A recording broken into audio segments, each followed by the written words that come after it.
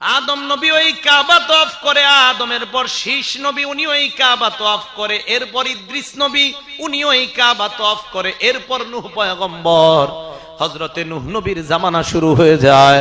নূহ পয়গম্বর দাওয়াতের কাজ করলেন, ৯৫০ বছর দাওয়াত দিলেন। এই দাওয়াত দেওয়ার পর ৮০ থেকে ৮২ অথবা ৪০ থেকে ৪২ জন মানুষ মুসলমান হয়।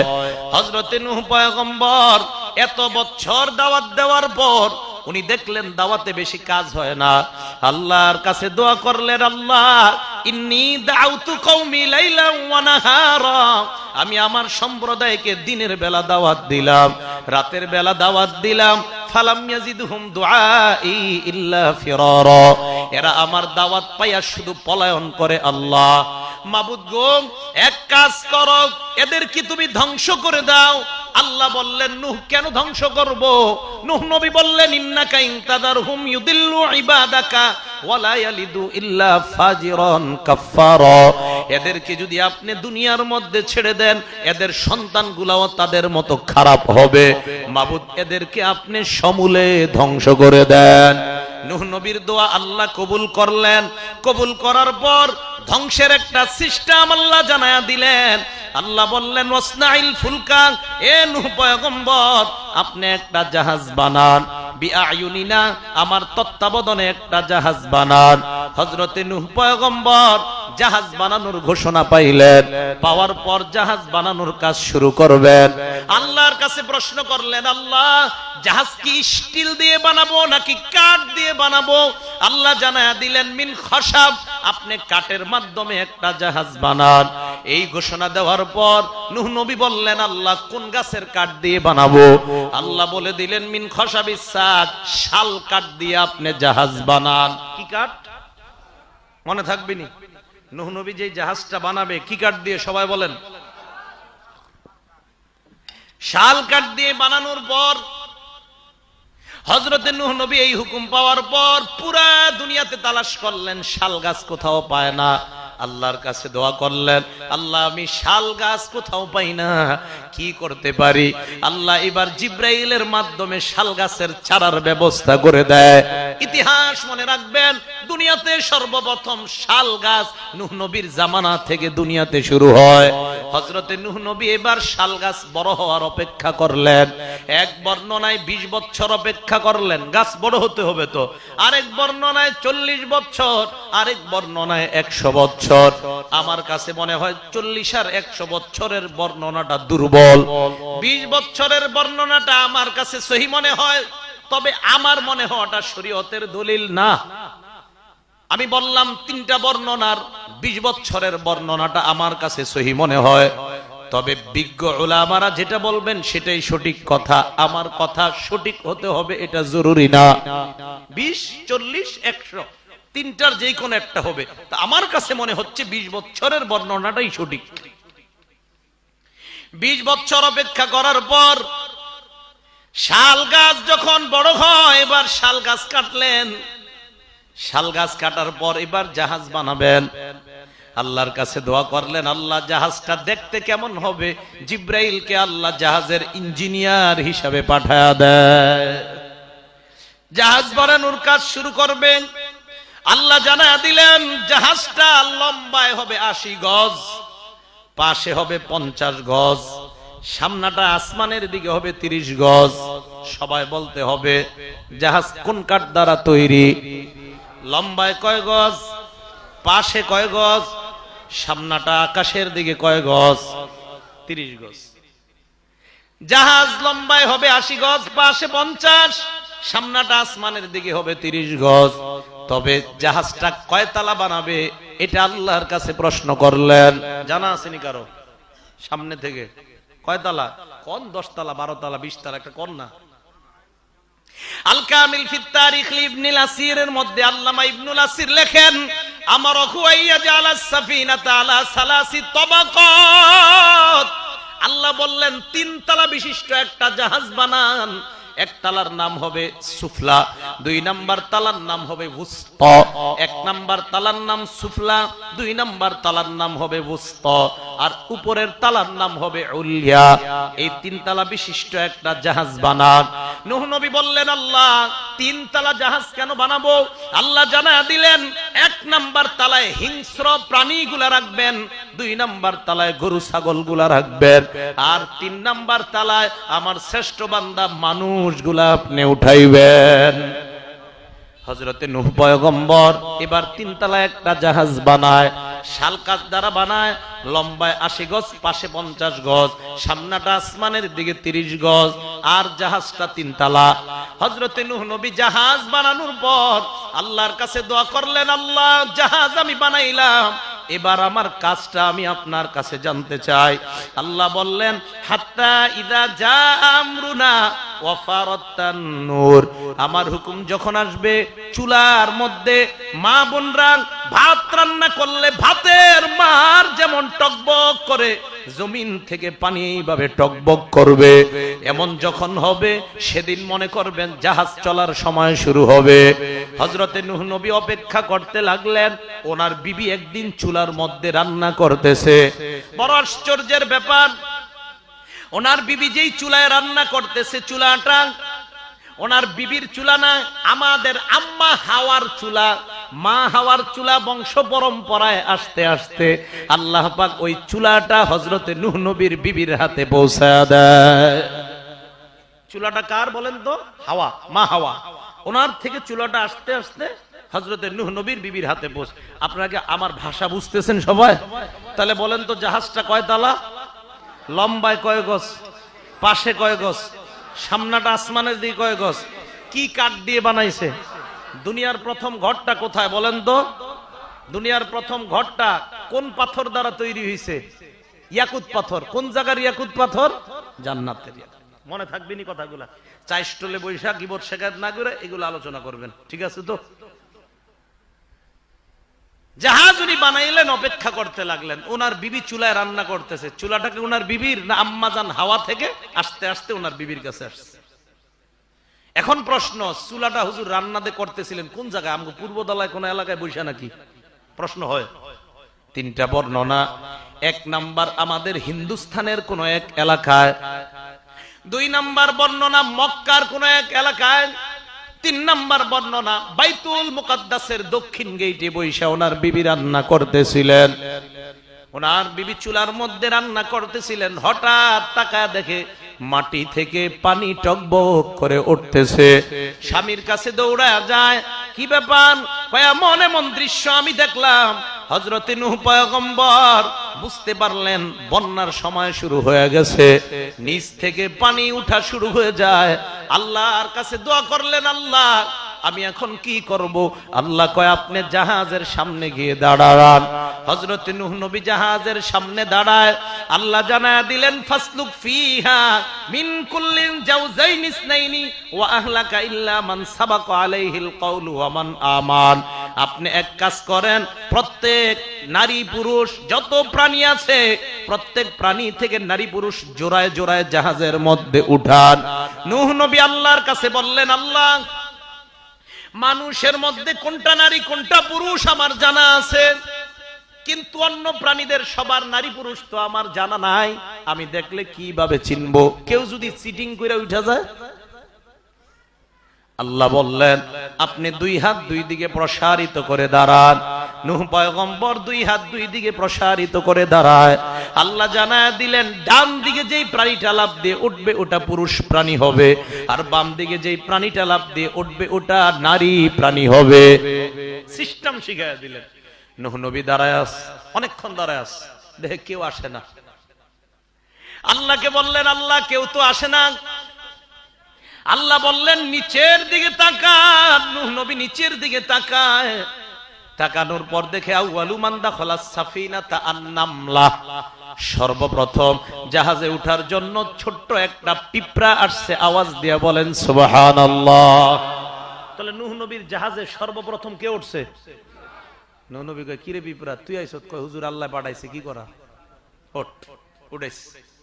এক এক করে করে প্রাণী উঠাইতেছে। আলোচনা কি সামনের দিকে চলবে? আপনারা বললে কিন্তু চলবে। তো সামনের দিকে যদি আলোচনা চলে ইনশাআল্লাহ, আপনারা সবাই স্টেজে ওলামায়ে কেরাম ছাড়া সামনে যারা আছেন হাতগুলো তুলে নামান, আবার আরেকবার তুলেন, আবার নামান। মানে কিছু মনে করেন না, আমাদের ঘুমের ভাব থাকলে ওটা চলে গেছে, ঠিক আছে? হ্যাঁ। তো এবার জাহাজের মধ্যে পিঁপড়া উঠছে প্রথম। পিঁপড়া ওঠার পর দেখলেন আস্তে আস্তে অন্য প্রাণী আসতেছে। হঠাৎ রশির মতো পেঁচাইতে পেঁচাইতে একটা প্রাণী আসছে, নাম কি? সাপ।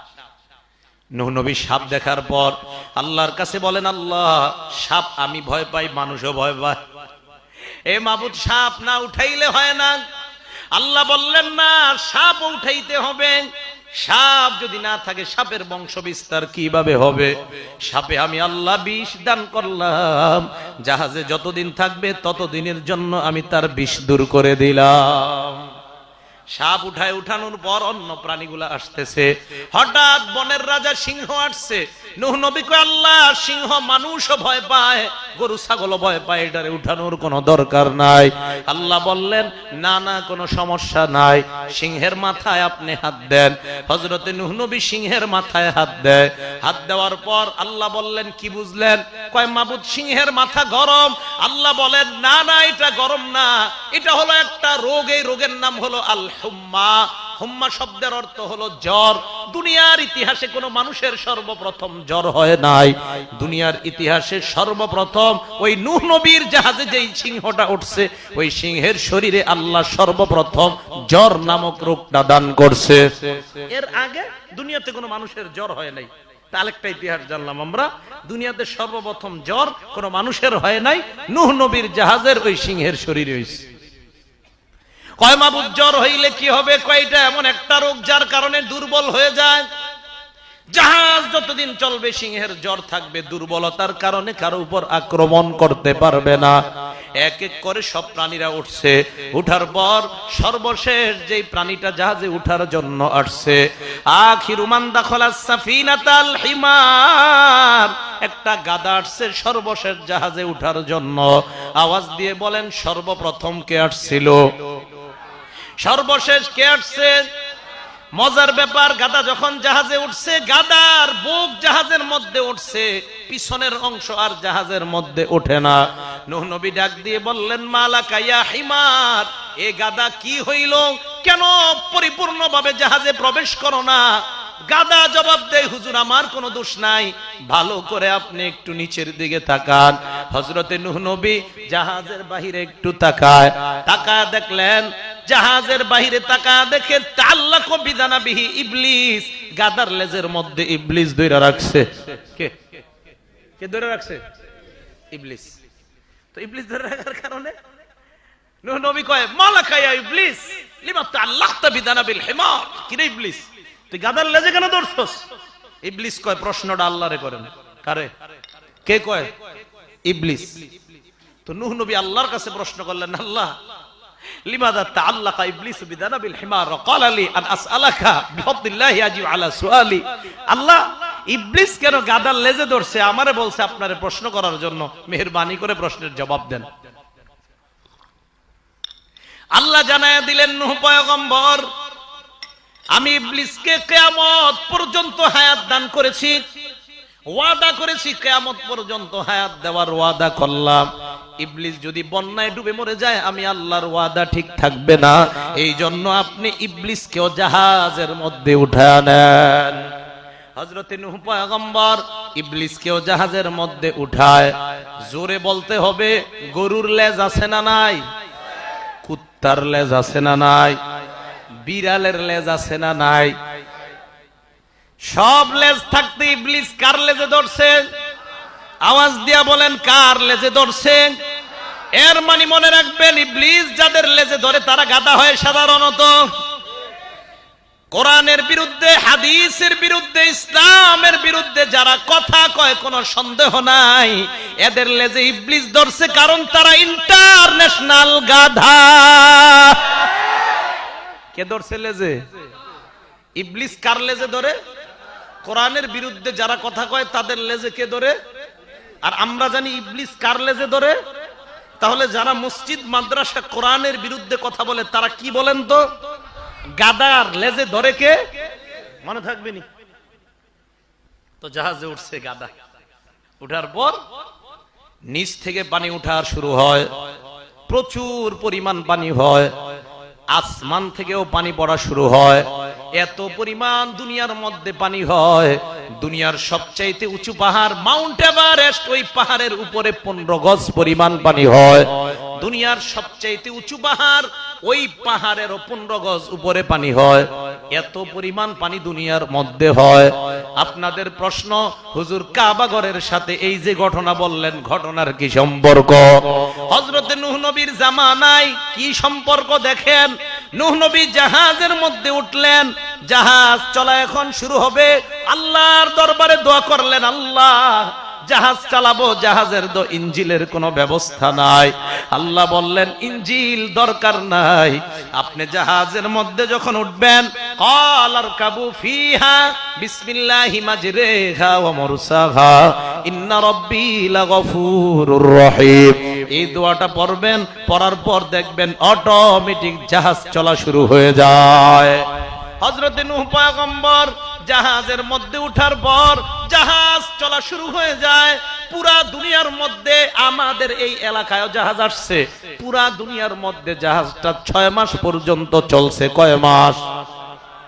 6 মাস চলতে চলতে জাহাজ যখন নাকি দুনিয়ার প্রথম ঘর কাবার এলাকার মধ্যে যায়, যাওয়ার পর দেখে কাবা শরীফটা আর দুনিয়ার মধ্যে নাই।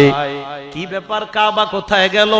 আল্লাহ জানায়া দেয়, দুনিয়ার প্রথম ঘর কাবা, যেই কাবা আমি জান্নাতের ইয়াকুত পাথর দ্বারা বানাইলাম নূহ নবীর বন্যার সময়, ওই কাবাটা জিব্রাইলের মাধ্যমে আমি 4 নাম্বার আসমানে উঠায় নিলাম। কয় নাম্বার আসমানে? তাহলে বন্যার সাথে প্রথম ঘরের সম্পর্ক আছে। হযরতে নূহ নবী তাকায়া দেখেন, যেই জায়গায় কাবাটা, জাহাজ মানুষ ভর্তি, পুরা জাহাজটা নিয়ে অটোমেটিক ওই জায়গাটা জাহাজ 7টা চক্কর লাগায়া দেয়। জাহাজ 7 চক্কর দেওয়ার পর এবার জাহাজ চলতে চলতে জুদি পাহাড়ের উপর গিয়ে জাহাজ থামছে। জাহাজ থামার পর আল্লাহ বললেন, ইহবিত বিসালামিম মিন্না ওয়া বারাকাত, আপনি নিরাপদে এবার জমিনের মধ্যে নামেন। হযরতে নূহ নবী চিন্তা করলেন, দুনিয়াতে নামার আগে একটু পরীক্ষা করা দরকার, পানিগুলা শুকাইছে কিনা। কাককে ডাক দিলেন। আপনাদের দেশে মনে হয় কাউয়া কয় বা কাক কয়, কাক আর কাউয়া চিনি তো আমরা। নূহ নবী ডাক দিয়ে বললেন, এ কাক, তুই দুনিয়ার মধ্যে যা, যাওয়ার পর দেখবি পানি শুকাইছে কিনা। কাক দুনিয়াতে আসছে, আসার পর কাক আর যায় না। দুনিয়াতে আসছে, নূহ নবীর কাছে আর যায় না। নূহ নবী চিন্তায় পড়ে গেলেন, এত আগে কাক আমি পাঠাইলাম, এখনো কেন আসে না। কবুতরকে ডাক দিয়ে বললেন, কবুতর দুনিয়ার মধ্যে যাও, দেখবা পানি শুকাইছে কিনা। কবুতর আসছে, আইসা তাড়াতাড়ি সংবাদ দিছে, হুজুর পানি শুকাইছে। একটু পর কাকও আসছে। কাক আসার পর নূহ নবী বললেন, মা লাকা ইয়া গুরাব লিমা তাখারতা, কিরে কাক তুমি কেন দেরি করলা? কাক জবাব দেয়, আল্লাহর পয়গম্বর মেহেরবানি করে আমাকে মাফ করে দেন, আমি দুনিয়াতে গেলাম, যাওয়ার পর গরু পচা দেইখা লোভ সামলাইতে পারি নাই, গরুর উপর বইসা আমি ঠরকানো শুরু করে দিলাম। হযরতে নূহ নবী তাকা বলেন, এ কাক, কিয়ামত পর্যন্ত মানুষের সাথে তোমার বসবাস সম্ভব নয়। আর কবুতরকে বললেন, কবুতর, কিয়ামত পর্যন্ত মানুষ একটা ঘরে ঘুমাবে, পাশের ঘরে ছোট্ট তোমার জন্য ব্যবস্থা করে রাখবে। আপনাদের এলাকায় কাক কেউ পালে? কবুতর? ওই যে নূহ নবী বলছে তাই। তাহলে এবার আসেন, বন্যার সময় দুনিয়ার প্রথম ঘর কাবা আল্লাহ কয় নাম্বার আসমানে উঠাইছে? এখন প্রশ্ন, হুজুর তাহলে কাবা আর দুনিয়াতে নাই? এরকমই তো ব্যাপারটা, কাবা দুনিয়াতে নাই, আসলেই নাই। হযরতে নূহ নবীর পর হযরত হুদ আলাইহিস সালাতু ওয়াস সালাম যখন কাবার কাছে গেছে তওয়াফ করার জন্য, কাবা শরীফ তালাশ করে পায় না। হযরতে নূহ নবী ওই কাবা অনুমান করে তওয়াফ করে নেয়। এরপর হযরতে সালেহ নবী, উনিও কাবা তওয়াফ করার জন্য যায়, উনিও তালাশ করে কাবা পায় না, উনিও একটা অনুমান করে তওয়াফ করে চলে আসে। তাহলে নূহ নবীর পরে ইব্রাহিম নবীর আগে দুনিয়াতে দুইজন নবী আসছে, একজনের নাম হুদ, আরেকজনের নাম সালেহ নবী। এই দুইজন কাবায় হজ করার জন্য যাওয়ার পরেও কাবা তালাশ করে পায় না। নূহ নবীর বন্যার ৯৮ বছর আগে ওনার একটা সন্তান হয়। নূহ নবীর বন্যার ৯৮ বছর আগে নূহ নবীর একটা সন্তান হয়। এই সন্তানটার নাম হলো সাম। কি নাম? সামের এক সন্তান নাম আরফাকশাদ, আরফাকশাদের এক সন্তানের নাম কয়নান, কয়নানের এক সন্তানের নাম শালাক, শালাকের সন্তানের নাম গবের, গবেরের এক সন্তানের নাম ফালাক, ফালাকের এক সন্তানের নাম আরগু, আরগুর এক সন্তানের নাম আরেক সন্তানের নাম আরফাকশাদ, আরগুর এক সন্তানের নাম সারুগ, সারুগের এক সন্তানের নাম নাখুর, নাখুরের এক সন্তানের নাম তারিখ বা আজার, আর আজারের সন্তানের নাম ইব্রাহিম আলাইহিস সালাতু ওয়াস সালাম। ইব্রাহিম নবীর বংশ পরম্পরা। ওনার বাবার নাম তারিখ, ওনার বাবার নাম নাখুর, নাখুরের বাবার নাম সারুগ, সারুগের বাবার নাম আরগু, আরগুর বাবার নাম ফালাক, ফালাকের বাবার নাম গবের, গবেরের বাবার নাম শালাক, শালাকের বাবার নাম কাইনান, কাইনানের বাবার নাম আরফাকশাদ, আরফাকশাদের বাবার নাম সাম, সামের বাবার নাম নূহ আলাইহিস সালাতু ওয়াস সালাম।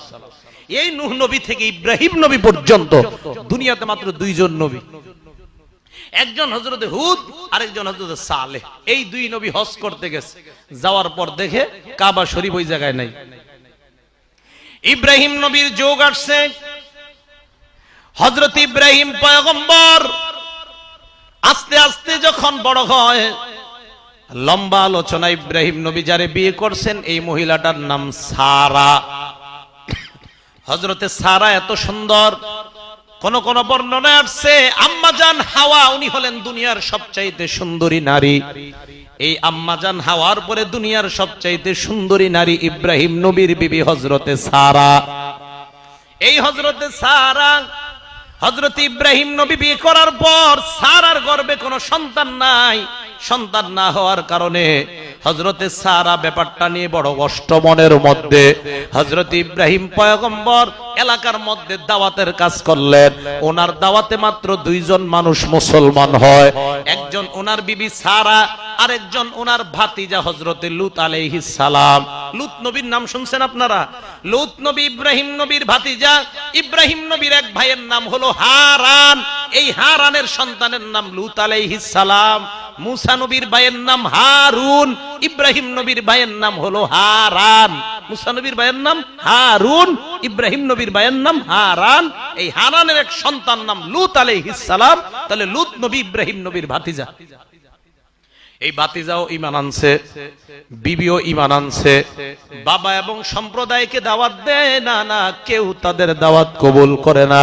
ইব্রাহিম নবী নিজের ভাতিজা এবং বিবিকে নিয়ে রওনা হয় শাম দেশে। শাম দেশে যাওয়ার সময় মাঝখানে মিশর অতিক্রম করতে হয়। মিশরের তৎকালীন বাদশার নাম হলো সিনান ইবনে ইলওয়ান। এই সিনান ইবনে ইলওয়ান বাদশার চরিত্র বড় খারাপ। বাদশার সুন্দরী কোনো মেয়ে দেখলেই অপকর্ম করতে চায়। বাদশার কানে সংবাদ আসলো, বাদশা আমাদের এলাকায় সুন্দরী একটা মেয়ে আসছে। এই সংবাদ আসার পর বাদশা বলল, তাড়াতাড়ি মেয়েটাকে আমার দরবারে আনো। ইব্রাহিম নবী সারাকে বলল, সারা বাদশার সামনে যাওয়ার পর বাদশা যদি তোমাকে প্রশ্ন করে কে তুমি, তুমি বলবা তুমি আমার বোন, আমি তোমার ভাই। সারা বললেন, আপনি তো আমার স্বামী লাগেন, আমি কেন বলবো আপনি আমার ভাই? কয় সমস্যা নাই, আদম তোর বাপ আমারও বাপ, এই হিসাবে আমরা ভাই বোন। হ্যাঁ, আদম তোমার বাপ আমারও বাপ, এই জন্য আমরা ভাই বোন, সমস্যা নাই। সারারে নিয়ে গেছে ইব্রাহিম নবীকে বাদশা সিনান ইবনে ইলওয়ানের সামনে নিয়ে গেছে। যাওয়ার পর বাদশা প্রশ্ন করলো, মান আনতি ওয়া মান হুয়া, তুমি কে সে কে? সারা জবাব দিল, আনা উখতুহু ওয়া হুয়া আখি, সে আমার ভাই আমি তার বোন। বাদশা দেখছে সারা এত সুন্দরী, ভাই বোনের পরিচয় দিলেও লাভ নাই। কে আসো তোমরা, আসো তাড়াতাড়ি এই ইব্রাহিমকে বাহিরে নাও, তার বিবিরে ঘরে রাখো, সে অপকর্ম করবে। আওয়াজ দিয়ে বলেন নাউজুবিল্লাহ। সারা বাদশার ঘরের মধ্যে ইব্রাহিম নবী বের হইলেন। হওয়ার পর আল্লাহর দরবারে সালাতের মধ্যে দাঁড়ায়া যায়। নবীদের সুন্নত মনে রাখবেন, আমাদের নবীর সুন্নাত ইযা হাযাবাহু আমরুন ফাজা ইলাস সালাহ, আল্লাহ নবী যখন কোন পেরেশানির মধ্যে পড়তেন সাথে সাথে নামাজের মধ্যে দাঁড়ায়া যায়। হযরত ইব্রাহিম নবী সালাতের মধ্যে দাঁড়ায় আল্লাহর কাছে দোয়া করলেন, আল্লাহ আমার বিবিকে বাচ্চার সামনে রেখে আসলাম, জানি না বিবির কি অবস্থা, মাবুদ তুমি ছাড়া তাকে রক্ষা করার মতো কেউ নাই। আল্লাহ ইব্রাহিম নবীর এই দোয়াটা কবুল করে বললেন, ইব্রাহিম আমি জানি স্বামী হিসাবে আপনার অন্তরের মধ্যে সন্দেহ থাকতে পারে, আমি সারাকে যতই হেফাজত করি স্বামী হিসাবে আপনার মনে প্রশ্ন আসবে, না জানি আমার বিবির কি অবস্থা বাদশার সামনে। এই ইব্রাহিম বাদশার বাড়ির দিকে আপনি তাকান। ইব্রাহিম বাদশার বাড়ির দিকে তাকায়, আল্লাহ পাক ইব্রাহিম এবং বাদশার বাড়ির মধ্যে যত গাছপালা পাহাড় পর্বত সব সরায়া দিয়া সরাসরি ইব্রাহিমকে তার বিবি দেখার ব্যবস্থা করে দেয়।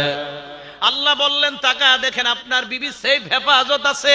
বাদশা সারার সাথে অপকর্ম করতে যায়, বাদশার হাত এবং পা জমিনের নিচে দাফন হয়ে যায়।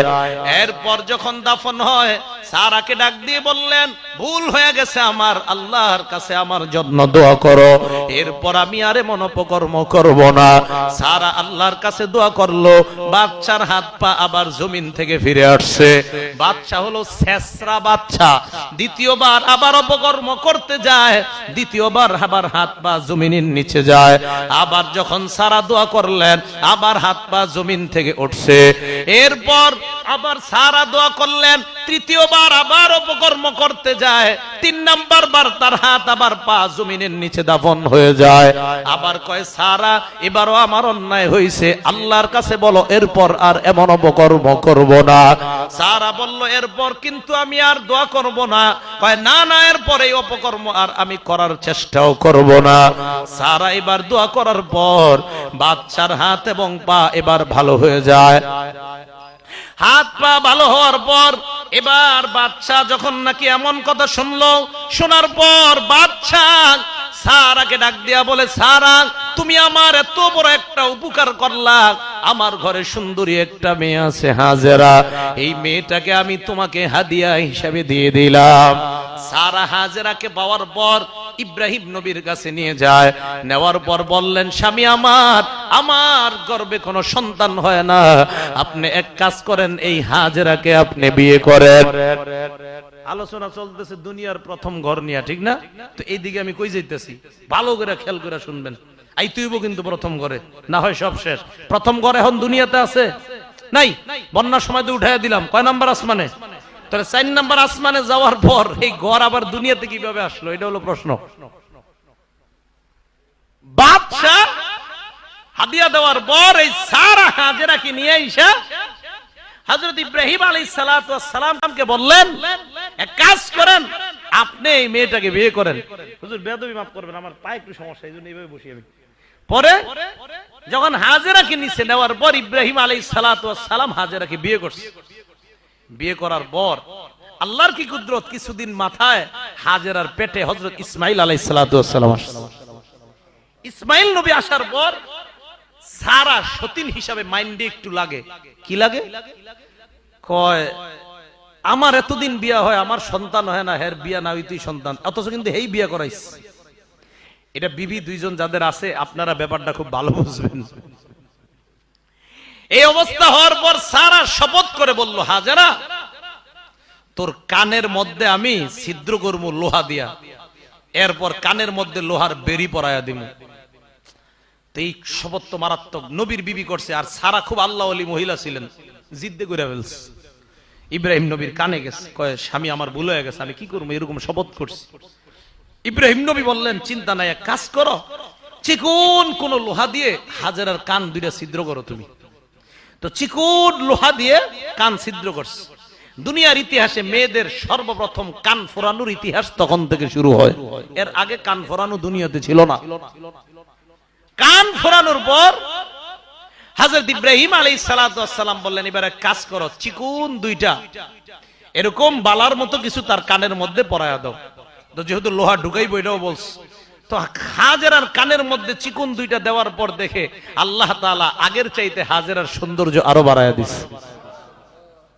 সৌন্দর্য বাইরে যাওয়ার কারণে আবার শপথ করছে, আমি তোর পায়ের মধ্যে শিকল বরামো। হযরত ইব্রাহিম নবী বললেন, আবার কেন শপথ করলা? কয় জোশে উত্তেজনা বশত করে ফেলছি, মাফ করেন। শপথ থেকে মুক্তি পাওয়া যায় কিভাবে, এমন কোন বুদ্ধি আমারে দেন। কয়েক কাজ করো, চিকন চিকন দুইটা শিকল হাজেরার পায়ে পরায়া দাও। চিকন পাতলা দুইটা শিকল পরায়া দেয়। পরায়া দেওয়ার পর হাজেরা এইবার হাঁটলে আওয়াজ হয়, সুন্দর আওয়াজ হয়। তখন থেকে মেয়েদের নুপুর পরার ইতিহাস শুরু হয়। এর আগে দুনিয়ার কোন মেয়ে দুনিয়াতে নুপুর পরে নাই। হাজেরা নুপুর পরার পর তার সৌন্দর্য আরো বেড়ে যায়। এবার মাসআলা, হুজুর তার মানে আগামীকাল আমাদের এলাকার মহিলারা নুপুর পইরা এই রাস্তা দিয়ে হাঁটবে না? না, মেয়েদের যাদের সাথে দেখা দেওয়া জায়েজ তাদের সামনে নুপুর পরা জায়েজ, আর যাদের সাথে দেখা দেওয়া হারাম তাদের কানে মেয়ের নুপুর আওয়াজ যাওয়াও হারাম। কথা মাসালা মনে থাকবে তো? যাদের সাথে দেখা দেওয়া হারাম তাদের সামনে নুপুরের আওয়াজ তাদের কানে যাওয়া হারাম, তাদের সামনে পড়াও হারাম। হযরতে হাজেরার পেট থেকে ইসমাইল দুনিয়াতে আসলেন। ইসমাইল আসার পর কিছুদিন পরেই আল্লাহ হুকুম করলেন, ইব্রাহিম নবীকে বললেন, হে পয়গম্বর, আপনি আপনার সন্তান ইসমাইল এবং তার মা হাজেরাকে নিয়ে মক্কা, ওই যে বাক্কা, এই বাক্কা বা মক্কা নামক এলাকায় নিয়ে যান। মানুষ নাই, খানা পানির কোনো ব্যবস্থা নাই, ওই জায়গায় তাদেরকে নিয়ে যান। সাবধান, তাদেরকে রেখে আসার সময় তাদের সাথে আপনি কোনো কথা বলবেন না। হযরত ইব্রাহিম নবী তাদেরকে নিয়ে যায়। নিয়ে যাওয়ার পর ইব্রাহিম নবী যখন তাদেরকে ওই জায়গায় রেখে আসলেন, হাজেরা পিছন থেকে ডাক দিয়া কয়, স্বামী আমার, আমাদেরকে আপনি কোথায় রেখে গেলেন? ইব্রাহিম নবী কোনো জবাব দেয় না। এরপর হাজেরা আবার বললেন, ও স্বামী আমার, কোথায় আমাদেরকে আপনি রেখে গেলেন? ইব্রাহিম নবী কোনো জবাব দেয় না। 3 নাম্বার বার আবার প্রশ্ন করলেন, কোথায় আপনি আমাদেরকে রেখে গেলেন?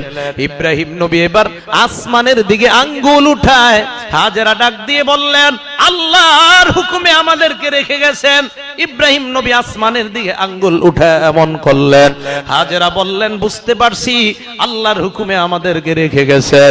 স্বামী আমার, ভালো করে মনে রাখবেন, যে আল্লাহ আমার গর্ভে ইসমাইলকে দান করছেন, ওই আল্লাহর উপর আমার বিশ্বাস। মানুষ নাই, খানা পানির ব্যবস্থা নাই, আমার আল্লাহর উপর বিশ্বাস। এই জায়গায়ও আল্লাহ আমার আর আমার সন্তানের খাবারের ব্যবস্থা করবে। হাজেরা এই কথা বলার পর ইব্রাহিম নবী সামনের দিকে যায় আর আল্লাহর কাছে বললেন, ইন্নী আসকানতু মিন যুররিয়াতি বিওয়াদ গায়রি যি যারইন ইনদা বাইতিকাল মুহাররম। আল্লাহ, আমি আমার পরিবারকে এমন একটা জায়গায় রেখে গেলাম, গায়রি যি যারইন, ফসলের কোনো ব্যবস্থা নাই। আল্লাহর কাছে আরেকটা দোয়া করলেন, ওয়ারযুক আহলাহু মিনাত থামারাত। আল্লাহ, তোমার কাছে দোয়া করলাম, এই জায়গার অধিবাসীদেরকে তুমি ভরপুর বরকত দান করে দাও। ইব্রাহিম নবীর দোয়ার এত বরকত, কিয়ামত পর্যন্ত ওই মক্কা শরীফ পুরাটাকে আল্লাহ বরকতময় বানায়া দেয়। এই জন্য আল্লাহ কোরআনে বললেন, মুবারাকা, এই ঘরটা বরকতপূর্ণ, মুবারাকা বরকতপূর্ণ। ওই যে নবী ইব্রাহিম দোয়া করছে, এই জন্য আল্লাহ পুরা এলাকাটা বরকতময় বানায়া দিলেন। ইব্রাহিম নবী দোয়া করার পর হাজেরার সাথে 1 প্যাকেট খেজুর আছে, 1 মগ পানি ছাড়া আর কোনো খাবার নাই। 2-4 দিন যাওয়ার পর পানি শেষ, খেজুর শেষ। পেটে যদি খাবার না থাকে, মায়ের বুকে দুধও আসে না। ইসমাইলের দুধের ব্যবস্থা কি হবে? হাজেরা চিন্তায় কাতর।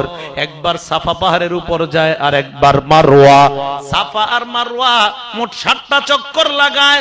মাঝখানে একটা জায়গা, ওই জায়গাটার নাম হলো সাই, সাই বাইনা সাফা ওয়াল মারওয়া। ওই জায়গাটা একটু জোরে দৌড়ানো লাগে। জানেননি কেন? হাজেরা যখন এই জায়গাটা চক্কর মারছে, ছোট্ট একটা জায়গায় জোরে দৌড় দিছে। আল্লাহ বলেন, হাজেরার এই দৌড়টা আমি এত পছন্দ করলাম, কিয়ামত পর্যন্ত যত হাজী হজ করবে, আমি আল্লাহ তাদের জন্য এই দৌড়টাও হজের নিয়মের মধ্যে রেখে দিলাম। হযরতে হাজেরা একবার পাহাড় সাফাত যায় আর একবার মারওয়া, আর উকিমাইরা এইভাবে তাকায় সন্তান ইসমাইল আছে কিনা।